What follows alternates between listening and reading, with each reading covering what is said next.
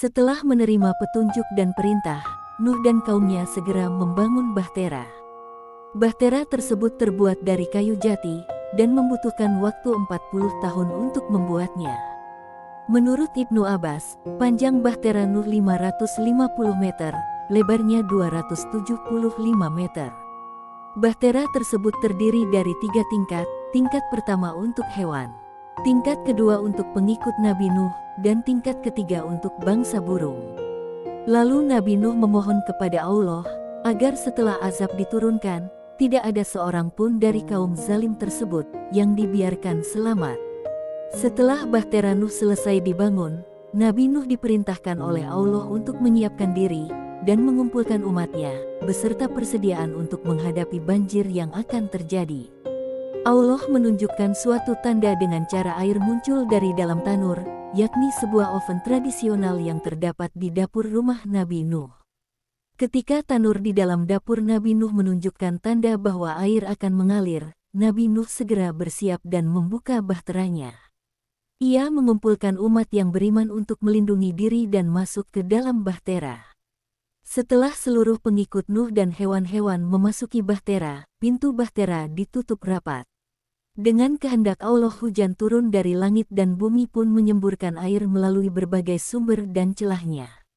Terkatuplah langit saat hujan deras yang belum pernah terjadi sejak bumi tercipta, bahkan hingga saat ini belum pernah terjadi hujan sedahsyat ini.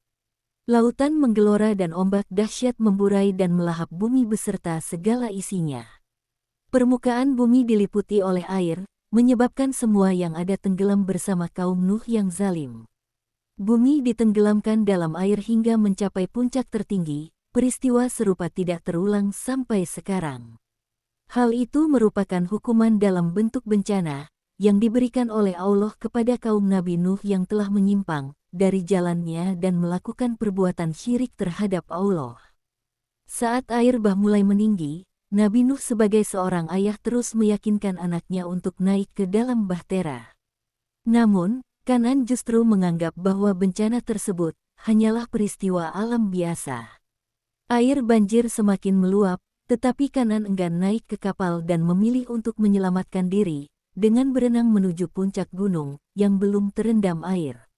Dia meyakini bahwa air tidak akan mencapai puncak gunung tersebut, namun dugaannya ternyata salah besar, karena banjir berhasil menenggelamkan bahkan puncak gunung tertinggi sekalipun.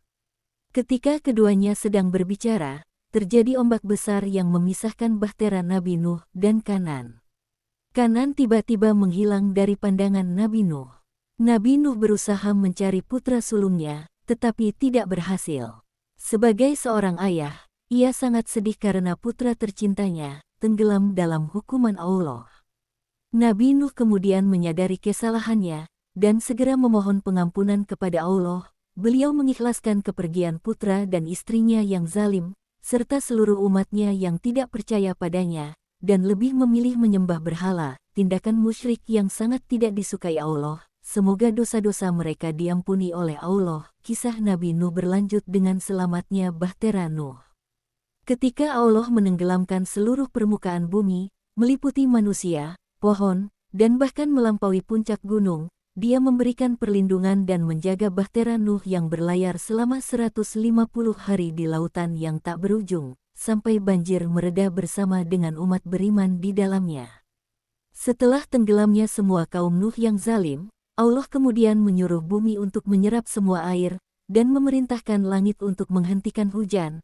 Akibatnya, air bah yang telah menenggelamkan bumi surut dan tidak ada satupun dari kaum Nuh yang zalim yang selamat dari bencana terbesar dan paling dahsyat yang pernah terjadi di bumi Allah. Setelah banjir surut, bahtera Nuh akhirnya terdampar di Gunung Judi.